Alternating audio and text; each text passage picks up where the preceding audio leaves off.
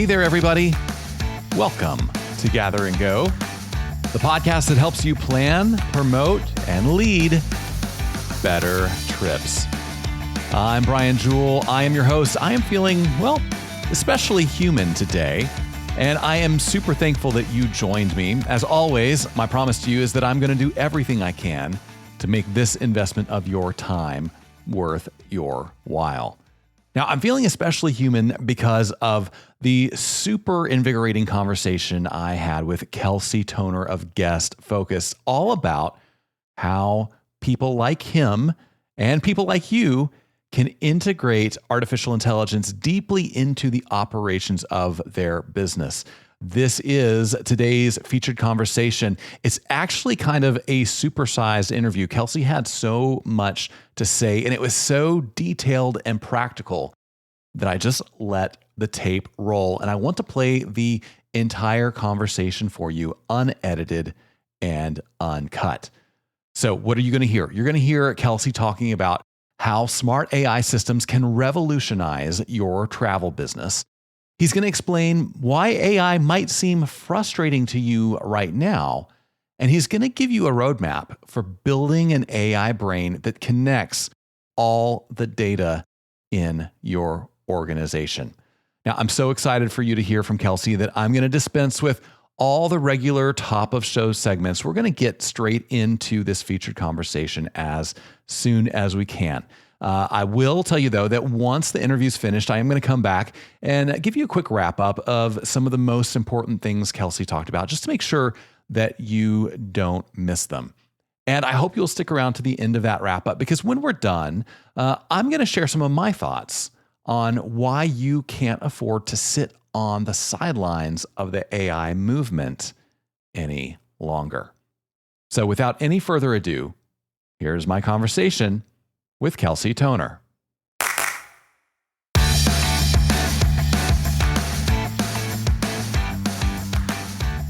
All right, everybody. My guest today is a friend of the show on a mission to help fill the world with unforgettable tour experiences. He has spent more than 2 decades in tourism, working in roles from guide and tour director to tour designer, trainer, and more. He's the founder of Guest Focus and has emerged as one of the industry's most thoughtful educators on artificial intelligence. Kelsey Tonner, welcome back to the podcast. Hey, Brian, great to see you, and it's lovely to be back. Yeah, it's so great to have you back. Guest Focus has just taken off like a rocket ship in the 3 years since you have been on the show. Give us a quick update on what the past 3 years have been like for you. Yeah, we essentially run a tour, activity, and experience business coaching program. I would say one of the real surprising things for us, this trend was happening, when we last spoke, but really took off, which is lots of folks doing multi-day adventures, experiences. I know a lot of the folks who are listening now might describe them in this way, who are interested in maybe putting together a lifestyle business, maybe shifting careers, maybe doing something that allows them to travel, to do something they love, to share something they love with someone else. And so that was a big change for us, where suddenly 50%, even over 50% of our clients are now drawn from the multi-day space. And so we have a team of coaches. Our team has grown. We've got 20 or so tour and activity business mentors. And so a lot of that growth has come from the multi-day side. Hey, we needed to build out the team and have people who've built and scaled and grown multi-day experiences. And they've joined our mentor network. And obviously the rise of AI, which we're going to be talking about, is especially powerful for us as mentors and accountability coaches and trying to connect people who are playing in this space with best practices. Wow, does AI ever give us some new tools to get things done, to build momentum, to move from maybe a template or a multi-step process and get some real help bringing it into the real world. So that's been a big change in the way that we've approached instruction and really helping people get results in their businesses. Yeah, absolutely. I feel like 3 years ago when we talked, we were just a few months into, what we would come to see as the AI revolution, and people who had experimented with AI, it was, can you help me write my family's Christmas letter, or, maybe create a cheeky cartoon to pass around to coworkers or something. Of course, it has evolved extraordinarily from there. Curious to know what you have seen change in the AI landscape that brought you to the point where you said, this isn't just a potential technology for the future. This is something I'm ready to start diving into right now, because you had to do a lot of work on it before you could ever teach anybody anything about it. So what did you see that convinced you like, all right, now's the time to learn this? Yeah, it just came naturally in that we are always looking for best practices. We're always looking for people in the tours, activities, and experiences sector who are innovating, who are creating new software to help get this done. So we naturally, and I think quite luckily, because we have such a large network and we've been doing what we've been doing for a while, we just saw the people in our industry, those early adopters, the people who started playing around with ChatGPT. I think just myself being curious in technology, really just started following it. And like you said, you play with it yourself. So those were the two main sources, is like, hey, I think this will actually help me be more efficient in running Guest Focus. And secondly, we saw what operators were doing. I think the thought leaders that had the biggest impact on me were the ones that said, boy, the human mind is not great at measuring exponential change. And I had to hear that and then sit with it and hear it again and sit with it and hear it again.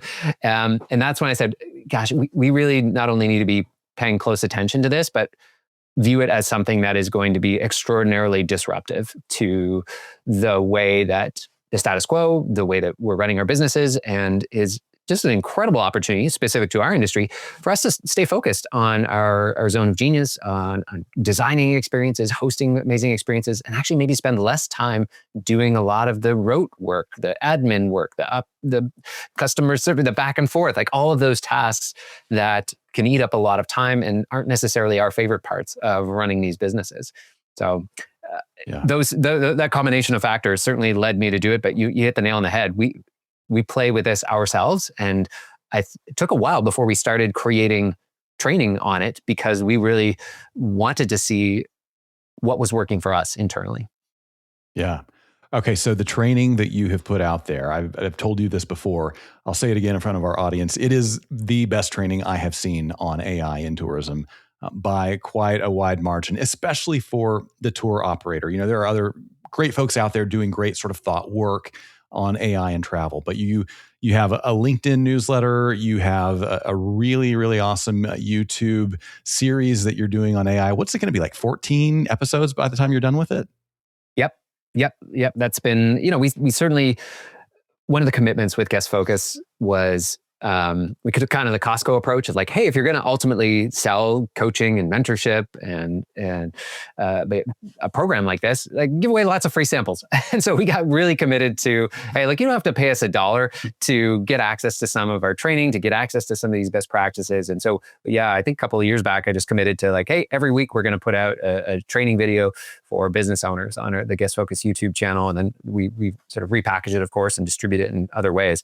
But yeah, this, like I said, we took a bit of a beat before rushing into the AI content. A lot of the AI content you see on YouTube is kind of headline chasing. I'm sure many of your listeners here today have even got fatigue from, oh my gosh, the next big thing, the hyperbole, oh, this changes everything. And so that wasn't the type of content that we were interested in. And so I appreciate those kind words of hopefully recognizing that, hey, this is pretty practical stuff. This isn't, oh, what is this latest model? What obscure benchmark does it beat? And it's like, no, this is how you can start implementing this in your business. And here's a roadmap. Here's some best practices to start with. Yeah. So let's talk about what AI can do today for tour business owners. We all know it can write with, middling results. You never want to publish something that AI wrote for you without a set of human eyes, checking it for accuracy and for your brand and voice and things like that. But how can it really help in the back office, behind the scenes, connecting information buckets that don't talk well to each other? What are you seeing it do that makes life better for that tour company owner? Well, the technology has moved fast. And what often happens, or at least what we've heard from our members or people in our community, is that maybe people played around with ChatGPT, or whether it was a Gemini model, And, maybe you try it and it, like you said, it produces something that's okay. And then we kind of leave it. And you're like, actually, you know what? We just kind of go fall back to the status quo, or maybe we find one very specific use case. We're firmly in the camp that, like I said, this is really a fundamental shift in the way that I think we as human beings are going to get stuff done. I don't want to get too far into hyperbole or exaggeration, but I've seen it in my own day to day. And we can talk about the different tools that are out there. But use this example of Claude Cowork. You may have heard this, but just to give you a sense of the transformation, when I'm going to get stuff done in just my business, I'm just speaking here generally as an entrepreneur, or if you've got a side hustle, we all have various projects, whether it's a business or not. Maybe it's just a passion project or things in your personal life. When I sit down to get something done, 75% of my time is now starting inside of Claude Cowork. Like the whole interface when I go to get something done is now inside one of these AI tools. And I think that speaks to, we can go deep on these a little bit more, but one is it allows me to build up context.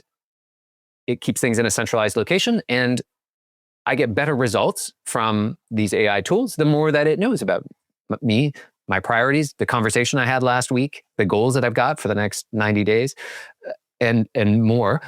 And then secondly, the technology that's available in terms of connectors. That was the really big next step. You may have played around a little bit with like, this can connect into my inbox. Oh, that's kind of cool.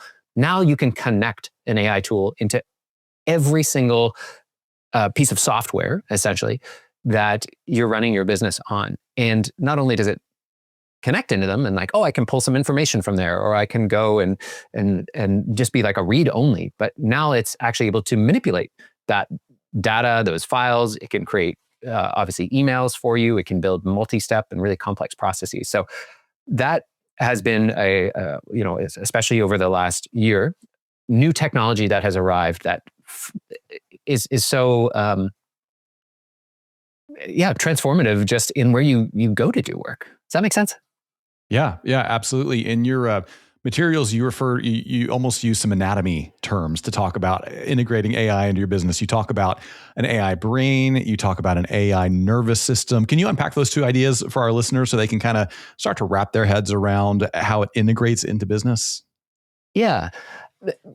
Just before we jump into the brain and the nervous system analogy, which I think are really useful, and again, as a coach and as an educator, we're always trying to keep things simple, or try to do these analogies to reduce some of the overwhelm. The key thing that is really a breakthrough, or when you personally, like let's say someone who's listening here, is by increasing the context that the AI knows about you, and so we kind of.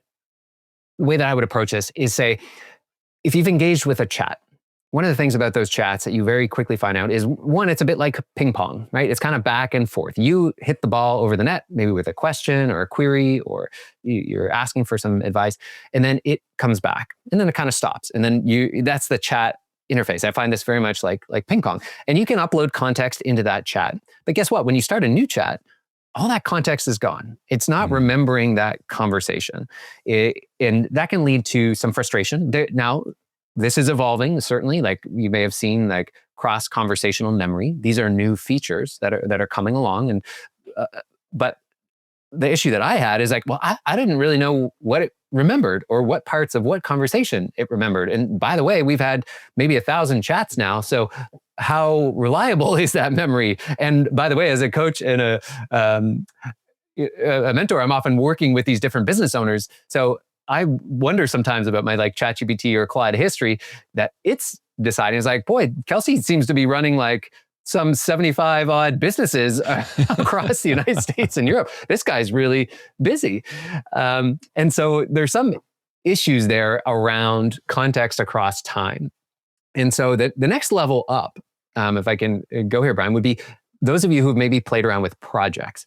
Now, projects are where I can add context that is going to be included anytime I start a new task, a new thread, a new chat within that project, right? And that's a a big step up. Is now we can have a project and we can have a high degree of confidence of what it knows about you. It's going to read those, let's say, project instructions. It can have any number of files that are in there, but you still have some challenges with that model. One, it only has the context that you give it.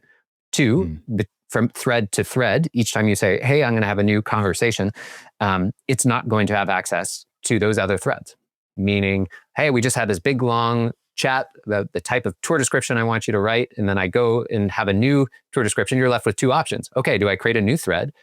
And it maybe hasn't remembered all the back and forth that you had in that last chat. Or two,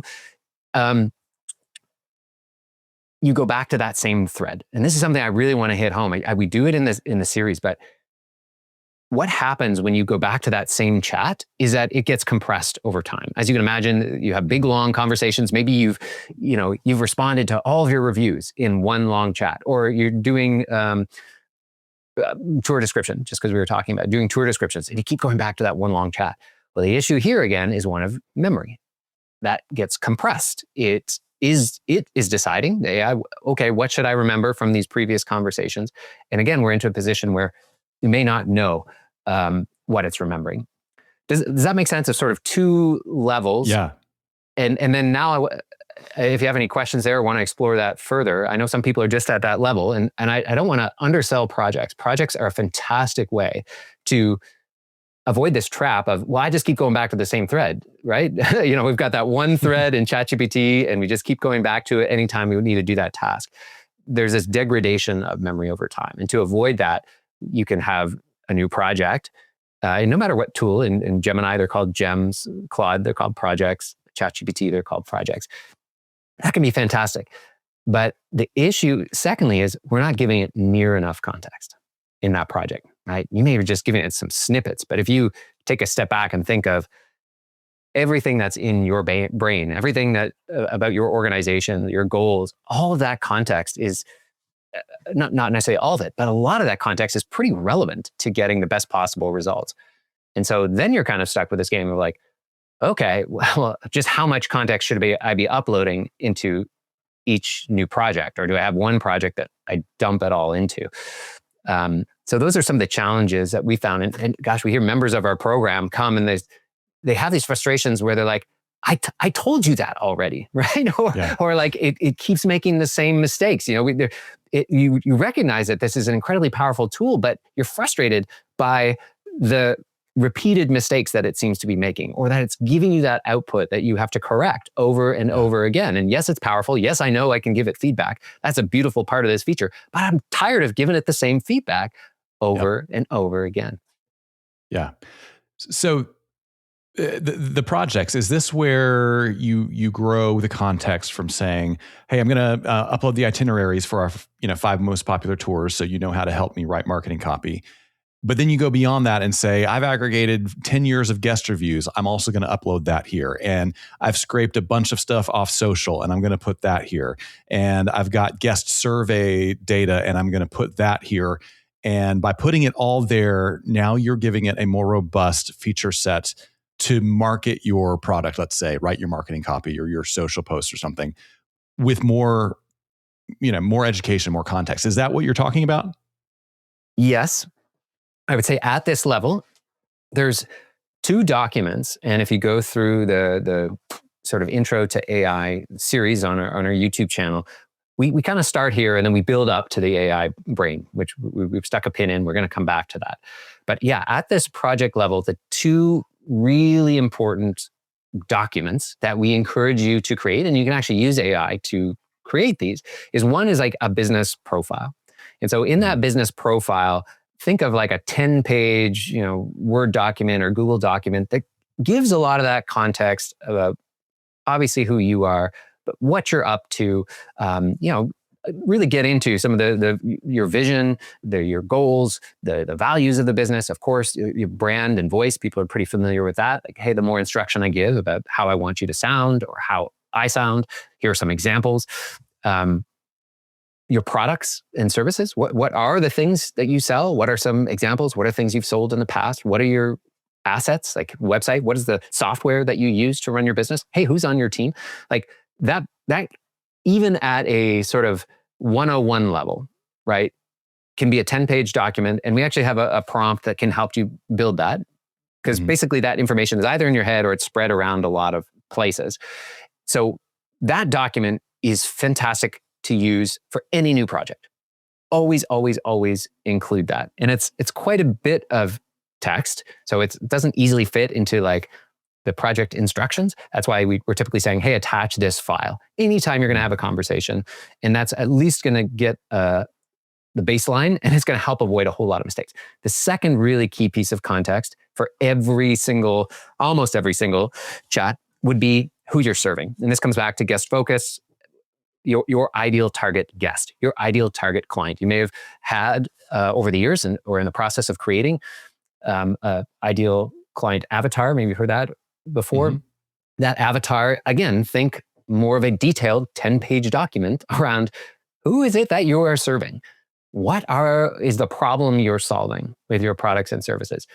Really go deep. That's the key to our guest focus formula. And when we looked out and saw, hey, what are the most successful tour and activity operators doing? How are they building momentum? How are they getting product market fit? How are they scaling and growing their profits? It comes back to a really deep understanding and appreciation of who they're serving, and that then impacts everything down the line, from how you design your offers, what's included, what's not included, how you price them, how you position them, how you sell them, and obviously how you communicate that through your marketing and where you go to find those people. That context combined with your business profile are great things to upload to every single project. So that's just level, I don't know, 1 or 2. We didn't formally call number of these levels, but add those 2 things to any new project. And then, Brian, you called out the best practice of, okay, if I'm going to be focusing on responding to emails that I get, right? I get however many emails a day with questions, they're answered on the website. Well, now I can give some additional project context. If I use that project for helping me draft email responses, I'm going to put in that FAQ. I'm going to upload our policies and procedures. Hey, maybe I've got some past emails where I've responded to those questions 100 times already. Well, with a connector, by the way, you could ask AI, hey, go and see how I've answered those questions in the past and put that in as context. That's going to be fantastic for getting significantly better results when you either paste an email in there or you're working with those clients. Because you really want to be thinking about what context does this AI have right now about this task, this project, this outcome that I'm working towards. Yeah. So I can see how by accumulating all those different points of knowledge, the 10-page description of your company, the 10-page description of your client, your ideal customer, all your FAQs, all that stuff, you are starting to build a brain. It's a knowledge base. And so if that's the brain, you're saying these connectors start to become the nervous system that connect the brain to the different functions in your business. Is that right? Yeah, exactly. So even at the project level, you across any of these, we typically talking about the big 3 right now. Really, there's big 2 at this time of recording that have pulled ahead, and that's Claude and ChatGPT. Google is rolling out and using AI. It doesn't have the most powerful models at this stage, but this technology is changing all the time. You have some options with these models, and more or less they're working in the same way. So at the project level, or even outside of a project, you can connect in the big ones, and where people typically start are things like your inbox, things like your cloud storage, where so much of our business context already lives, whether that is through a Microsoft cloud or an Apple cloud or a Google Drive. That can be connected in. You can connect in your calendar. So it has context about your schedule, what's coming up, what you're doing. You can connect in the other tools that you use to run your business. For example, a booking software. For example, a CRM, a customer relationship management tool, where maybe you're tracking leads, maybe you're tracking a deal flow, maybe even your proposal software. If any of you have used Zapier, if you prefer, in the past, you can connect your tool into Zapier and have it connect to any of the tools that Zapier is connected to. So sometimes in the early days, you say, oh yeah, well, of course I can connect Gmail and Google Calendar, but is it really going to be able to talk to my booking software? Is it really going to be able to talk to my, like, I don't know, maybe a more obscure or free software, like appointment booking software that you use? And the answer is increasingly yes. There's lots of ways that we can now connect into the tools that we're using on a day-to-day basis. And it's not just read only, but it is the ability to take action.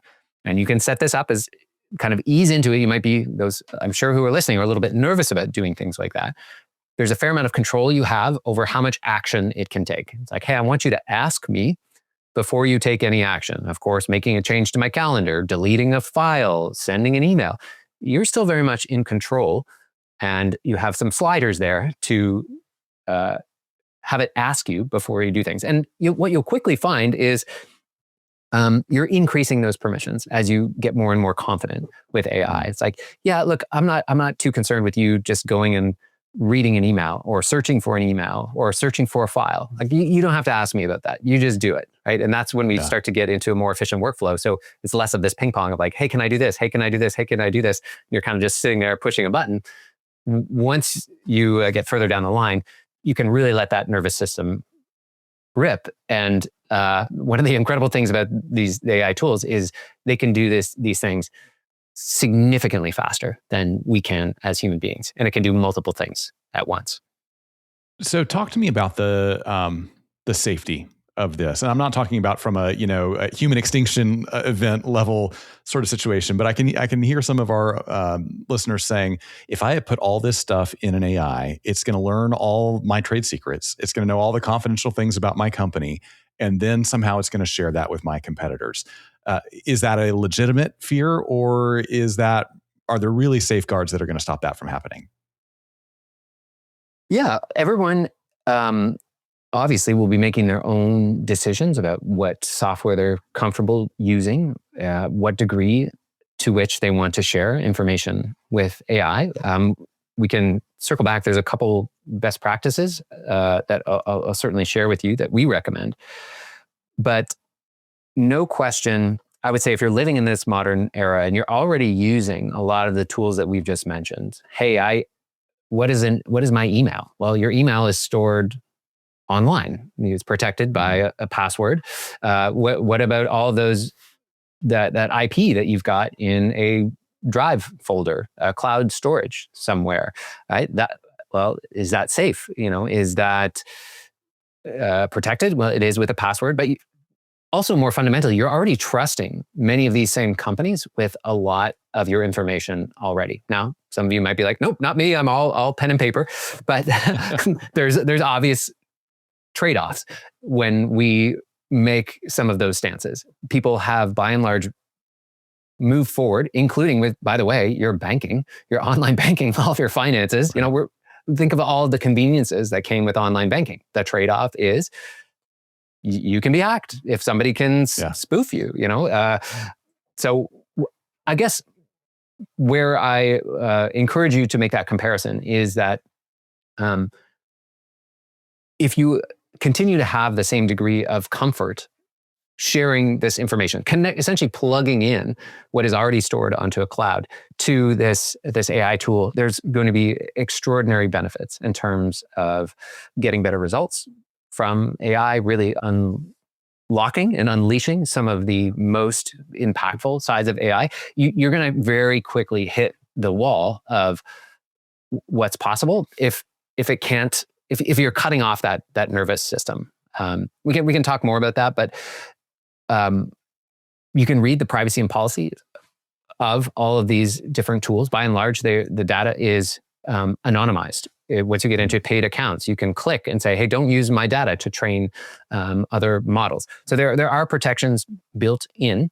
I think also just the widespread use and adoption, I think also speaks to it. Hey, like, who was the first online bank, the first bank to release these online portal? Was there initial nervousness? Yes. Well, we've seen millions, hundreds of millions of people embrace AI and share and connect in that nervous system. And so I think that also speaks to how seriously these companies are taking it. Now, what are some of those hygiene and sort of best practices? Okay, if Kelsey, if I'm going to take a few steps in those directions, one, familiarize yourself with the terms of service, the privacy policy. It's a big, long document. You can even have AI. What's incredible about AI is you can ask for help. It's like, hey, can you tell me about how you're using my data? It's like, hey, I'm nervous about plugging in my booking software. Hey, I'm a little bit nervous about connecting QuickBooks. Can you talk me through how that data might be used? How can I do this in a safe way? Right. And it can actually walk you through, hey, here's some recommendations. Hey, here's how we actually use your data. It is this sort of meta level of anytime you're confused about how to use this technology, if you're nervous about moving forward, or you want to navigate a pathway to using it safely or within your comfort zone, you can ask it. And you can ask it in plain language. And it's incredible at making complex things more simple. So that's one. Secondly, I would not be putting your credit card information into there. Right. I would not be putting passwords into there. It's one thing to have a connector where that password is ultimately still rests with you, or whatever two-factor authentication, which is another best practice, lives with you. I'm just temporarily giving access to this tool so that I can turn it off and I can disconnect it when I want it. But when I've given the context where I'm like, hey, here's my passwords, here's my PIN numbers, here's my credit cards, you're now losing that ability to do so. So I would say be very careful around sharing passwords. You definitely do not want to be sharing passwords with your AI. If you're even just sending it over email or phone number, that's just in this day and age a best practice. And then turning on two-factor authentication or any kind of bio thing, like if you can attach it to a Face ID, a fingerprint sensor, two-factor, where it maybe is connecting to another device to really verify, hey, is this you? Hey, let's ping your cell phone. Hey, let's use, give me the code that's in your authenticator app. All of those things are going to help you with the protection layer. So the people you have worked with to integrate these things in their tour businesses, do you have a sense for how much they are spending on AI to do it really well? Are they having to do a really big package where they're spending hundreds or thousands of dollars a month, or is it still pretty executable at that $20 a month membership or that $100 a month membership? Definitely the latter. People are not spending a huge amount of money in order to have access to the most powerful and most cutting edge models, so to speak, the more capable models, just meaning like, hey, these companies are constantly updating. We're onto a recursive self-improvement. If you've been following along, Claude is writing its own code. They're using AI to improve the AI. And this is where this exponential gets wild, that some of the like speed bumps or the hiccups or the low quality outputs that you're getting now apply to the abilities getting exponentially better day by day, week by week, month by month, means that future 6 months from now, 1 year from now, you have to be ready for unbelievably capable layer of intelligence that you can apply across your business, your personal life, and to your missions.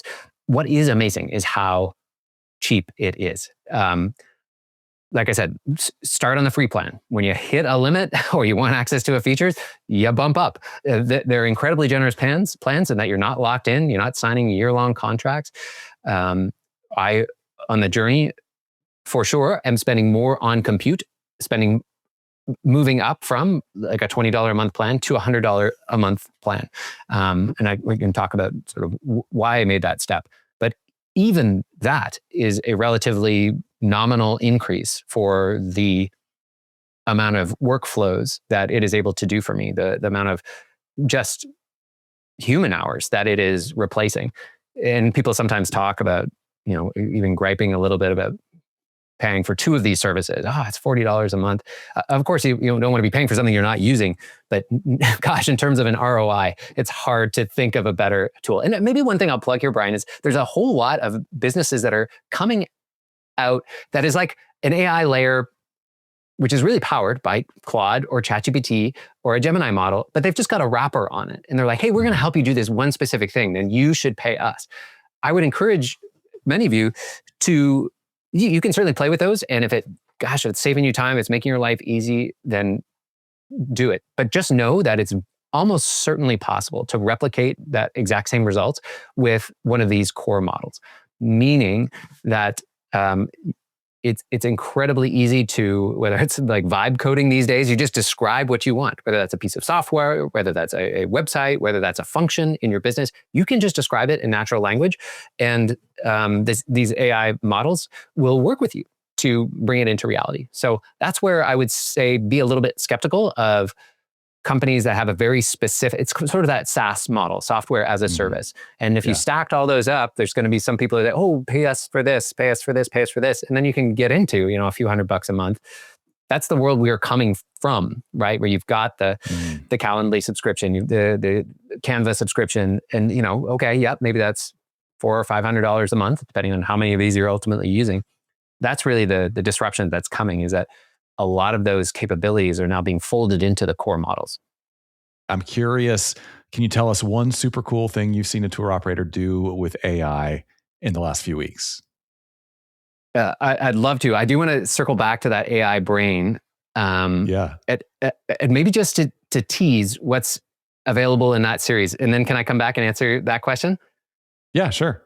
Okay. So the next level from projects as you go up, and we cover this in the series, is this notion of building. It's really context engineering. It's now saying, well, I don't want you to just know all this context about that one specific use case, but I would love to have you know all of it. And of course, you're not going to need to know all of this context about my, use all this context all the time, but I would love for you to be able to access it should you feel you need to, or should I ask you to go and see it. And so that's that kind of step up from sort of a 101 kind of context engineering, where we've got a static document that describes your business and goals. And guess what? I bet your goals change. I bet your business changes through time. And so very quickly, we got to keep that document up to date. So that's where this move to creating an AI brain came in. And that's honestly where I saw the biggest transformations. We're coaching our members on this. You talk about, hey, what is one of the coolest things they're doing? It's these business owners that are investing in building out an AI brain that has context across time. And essentially it's a mini like wiki or a mini database of your organization, of your brain, of who you are. And so this AI brain builder prompt is something that we put together. Now, the difference here is, at least now, technology is, of course, changing, is that you have to use a tool, our recommended one in terms of a nice, easy way to do it, is that can actually write files on your computer. And so that's where you move into Claude Code, which is for essentially developers, really code-focused folks, and Claude Cowork. Claude Cowork is what we recommend in our training for our tour business owners. And it's essentially a wrapper on top of Claude Code, but why use Claude Cowork? It's because with this AI brain building prompt, you don't have to use it, but the real benefits are that now my brain is going to be growing. My brain is going to be kept up to date. When every single chat I have, it has an instruction layer that says, hey, by the way, you're not only connected into all these tools, but here is an index. Here is a series of files and folders that you can access to accomplish anything that Kelsey or Brian is ultimately trying to do. And that's where the richness of the context grew. So some examples. What was a really cool thing? We helped an operator who was writing their tour descriptions, and they had social proof all over the place, right? For a day tour operator, this is a little bit different, but you might have it in TripAdvisor, you might have it in Google reviews. For multi-day, same sort of thing. Maybe they're internal reviews you have. Maybe it's in your inbox. And so using a tool, there's a great little tool called Apify, A-P-I-F-Y. You can plug this in, this nervous system, and suddenly you have this new ability. And we said, okay, can you go scrape all of our reviews, or go pull all of our reviews across Facebook, TripAdvisor, Yelp, what have you, and pull them into our brain. Oh, and by the way, I'm going to upload these ones that we received by email or from an internal feedback form. And now all of that context is stored in simple text files on my hard drive, but it's inside my brain. And so now it can access those, maybe when I'm writing a tour description or doing a landing page or a sales page or an email. Maybe I'm responding to a concern and like, hey, look, Sally had this same concern. I just wanted to share her experience with you, right? Or maybe I can analyze those reviews, right? I could say, hey, what are we doing really well? Where are there opportunities? What are we overlooking? That's just an example of once you add that context, it's now permanently there. And so that's why we shift over to, you can't really do this with Claude in a browser or let's say ChatGPT in the browser, the way that we traditionally use it. Same thing with projects. They're all living in the cloud. So what this AI Brain Builder tool does is closes the gap between what's in your brain, what you know about your business. Like, Brian, if I asked you like to do a fairly complex task, the typical workflow is, oh yeah, well, I log into my email to go get this. That's stored in my brain. I just know that so-and-so is a client of ours. Then I've got to go over and get this, whatever invoice template over here. Okay, I use this contracting software. Imagine the AI tool knows all of that. And by the way, is connected into all of that. Suddenly this complex multi-step thing that you have to do, where maybe you were logging in to some 6 or 7 different portals, it all did in a flash of a second. And this is where the skills, which we probably won't go into too much depth on, but skills are essentially anything that you are repeating in your business, something that happens over and over and over again. Well, I want those skills to be self-improving as well. Or at minimum, if not self-improving, like anytime I give it feedback, I'm like, no, you didn't do this invoice right. Or no, I would never say something like that. It's going to remember that. And the next time, I'm not going to have to tell it again. That's the power of this AI brain, and an AI brain that has context over time and improves over time. So that's that third level where I would say if you've been playing around with projects but still have some frustrations, we actually have the AI Brain Builder prompt that we put together and are happy to share with your audience. We can share where you can get a hold of it and you can play with it. In there's an instruction document that'll walk you through it, so it's not so overwhelming. But that's that third level where we're setting ourselves up, Brian, really for, we don't want to say it yet. The technology is not quite there yet. We're a little bit nervous. We're towing into this. But once you have that AI brain and AI nervous system, now we're able to schedule tasks when you're sleeping. Now we're able to have multiple AI agents or multiple workflows happening simultaneously. Now we're able to have triggered events. Eventually, potentially even AI employees or AI staff who have roles, who have responsibilities, who have deliverables. And they don't have to be bothering you every time. Hey, can I use this tool? Hey, where does this live? Hey, what do I do? Or just guessing or making that stuff up. This is that power of the AI brain for you. And then ultimately, obviously, a broader AI brain for your business, your organizations, that will allow that truly agentic workflow that you hear lots of that, but you're setting yourself up for that world once we start doing this context engineering. Yeah. So Kelsey, your team has set up a free download of this Brain Builder prompt. Tell the people where they can go to get it. Yeah. So at guestfocus.com/gathergo, just one word, GATHERGO, you'll find that AI Brain Builder prompt. And what's nice about this is there's an instruction section at the top, and you can put it right into your tool of choice. It's a step-by-step walkthrough. And you can also find a series where we go into a little bit more detail about these different levels of AI, how to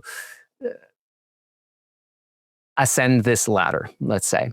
And that you can find over at our YouTube channel. If you just search Guest Focus, you should be able to find that AI training series that you kindly mentioned off the top.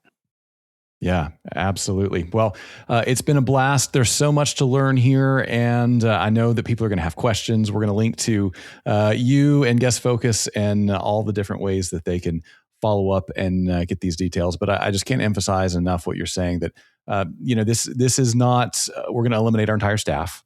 This is not our businesses are going to be taken over by computers. This is a way for you to extend the kind of service to your customers that they deserve, because you have the bandwidth and capacity to do it, because you're not trying to hold a half dozen parts of your organization together with your own mind power. And that's what excites me the most. I hope it's what excites other people the most as well. Look, it is pretty much any sort of white collar work. If you're sitting in front of a computer and you need to move information from here to here, or, in the multi-day context, the last example I'll give was this fellow Tom. He had bookings coming in from his booking software, but then he needed to process it. Then he needed to reach out and get passport information. Then he needed to put it into a different format. Then he needed to send it to a DMC. Then he needed to send that over to a hotel. All of that, we were able to build a workflow that could do it in minutes. And it just sort of blew his mind of oh, wow, that's 5 hours of my week, every week that I just got back. And we're not saying you don't have to double check it, and not saying it might break, but these are superpowers. And don't hesitate at all to reach out if you're curious about those superpowers, or you want to get them for yourself. We're sharing those best practices, and it's a pleasure to be here with you today and share some of those with you. That's amazing. It's a pleasure to have you as always. You will be back. Kelsey, thanks for joining us. Thank you.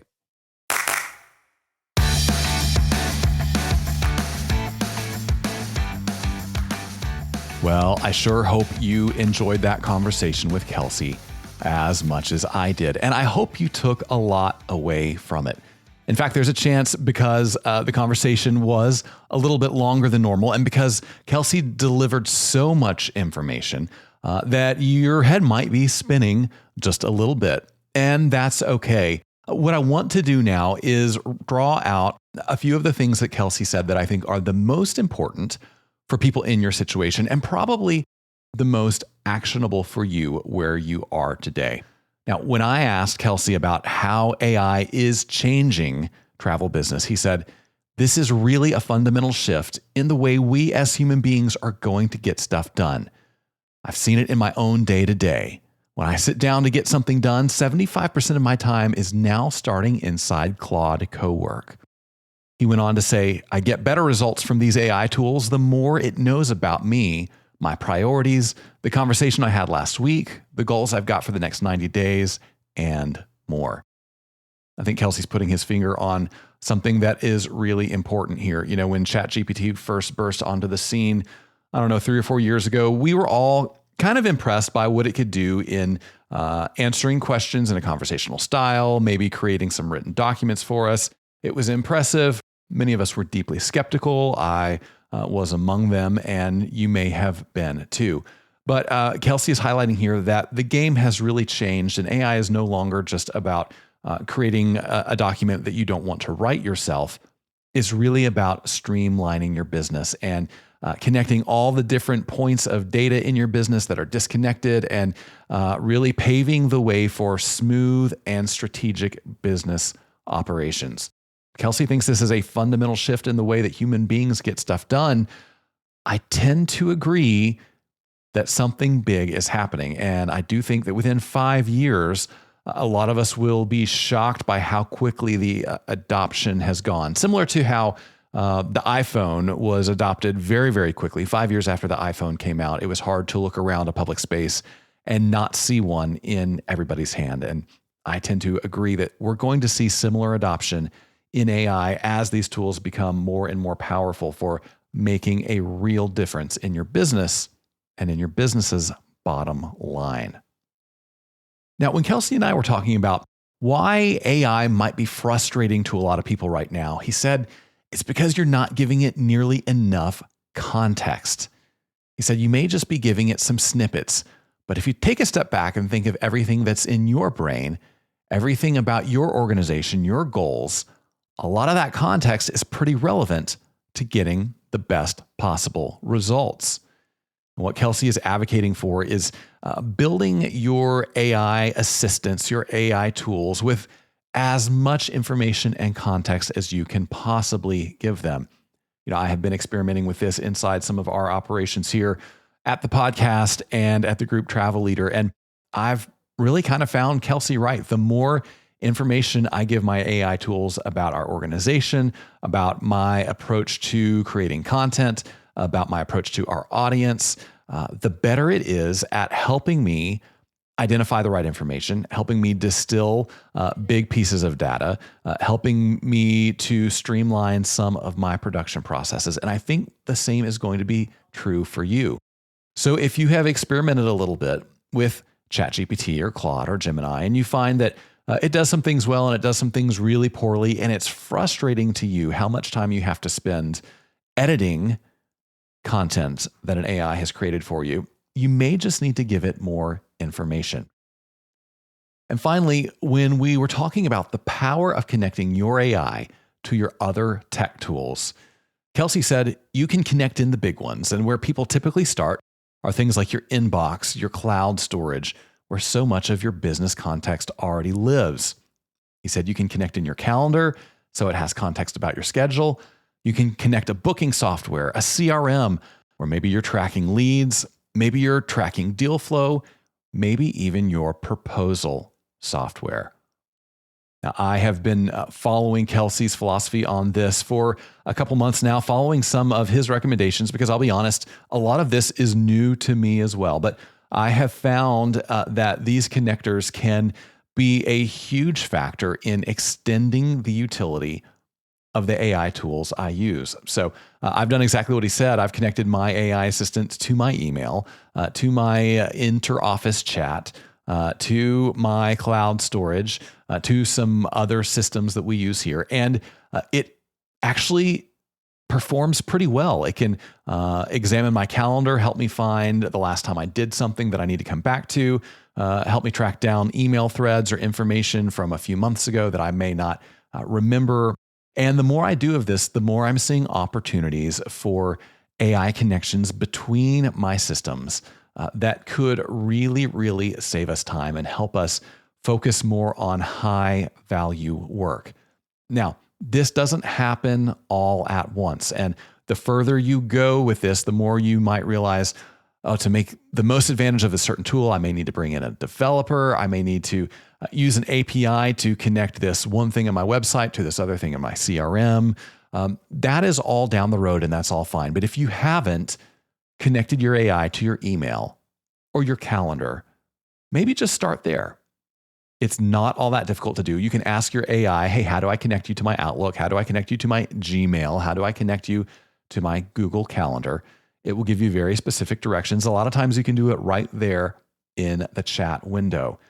Once you build those connections, you can start using that AI more as like a virtual assistant and less just as a copywriter. And if you're anything like me, the more you start doing that, the more you're going to find it really, really useful. This is the future of AI. This is how AI is going to help you in your business today, next month, and into next year. Great ideas there from Kelsey Tonner. Well, before we go, I want to take a minute and just talk with you candidly about the future of your company and how artificial intelligence may play a role in it. And we're not going to make this a formal hot minute. I'm not going to set a timer or play any sound effects. I really just want to tell you what I have experienced and how I think this might impact your customers going forward. What I really want to drive home with you is the idea that you can't afford to avoid AI any longer. Now, if you're skeptical about AI, I understand that. You know, my background is in journalism. I've been a content creator for more than 20 years. Believe me, I was skeptical too. But I really think we're reaching a turning point in AI right now where it's no longer something that only tech enthusiasts or early adopters are messing around with. I think, as Kelsey said, it has become a legitimate tool for streamlining and growing your business. Now, as I told you, I've been using AI in earnest for a few months, and I have definitely seen its shortcomings, but I also see enormous potential. Not really for content creation so much, but for organizing all the messy data in our organization, and I'm sure your organization has it as well.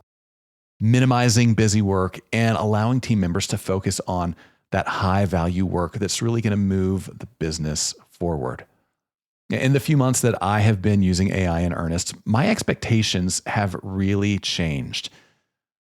Messy and obscure and inaccessible information is a problem that AI is excellent at solving. In fact, I think AI is better at dealing with those kind of information messes than really anything else I've seen it do.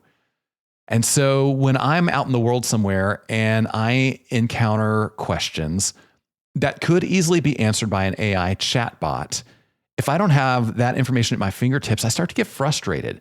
If an organization I'm working with doesn't have an AI solution to quickly surface the answers to my questions, then I start feeling like they have fallen behind and they are not serving me well.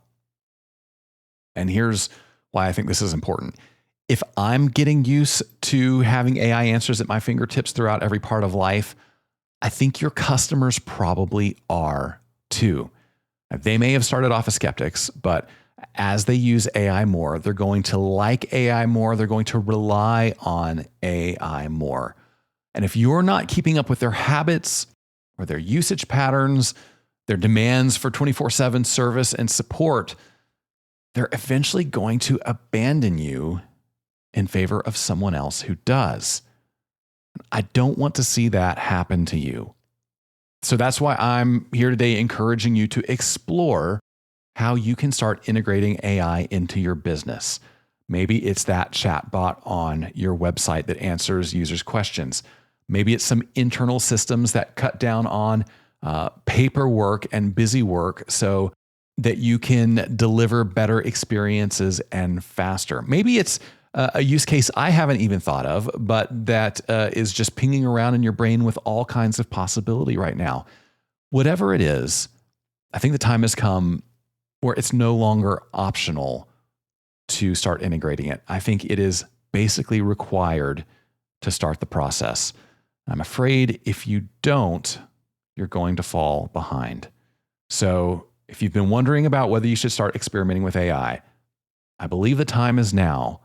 In fact, I don't believe you can afford not to.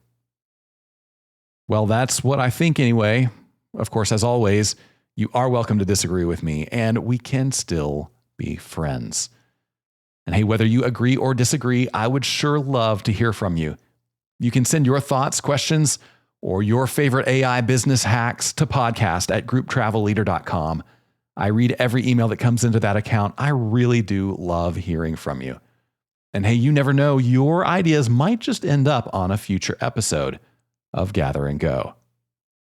And while you're in the mood to give us some feedback, would you do me a big favor? Would you go to your favorite podcast playing app? And if you haven't already subscribed to the show, then do it while you're there. Also, while you're there, if you could give us a rating or leave us a review, that would be a big help. I'm so thankful to everyone who has done that so far. My thanks as well to Kelsey Tonner for joining me today. On the next episode, I'm going to bring you a really fascinating conversation with James Redkay and Stephanie Taboris of Mid-America Productions. They're going to tell us how they built a successful tour company on their passion for musical performance. This is a story unlike any you've heard in tourism. I can't wait to bring it to you. Until then, though, remember this. At the end of the day, we are all on this trip together, so let's make it a good one. See you next time on Gather and Go. Gather and Go is hosted and executive produced by me, Brian Schul. Our publisher is Mac Lacey. Our creative team includes Danya Simmons, Ashley Ricks, and Rachel Crick. Our sales team is Talisa Reck and Ashley DeLucia. To advertise on the podcast, call Talisa at 859-253-0455. Gather and Go is a production of the Group Travel Leader. For more information on our podcast, magazines, and events, visit us online at grouptravelleader.com.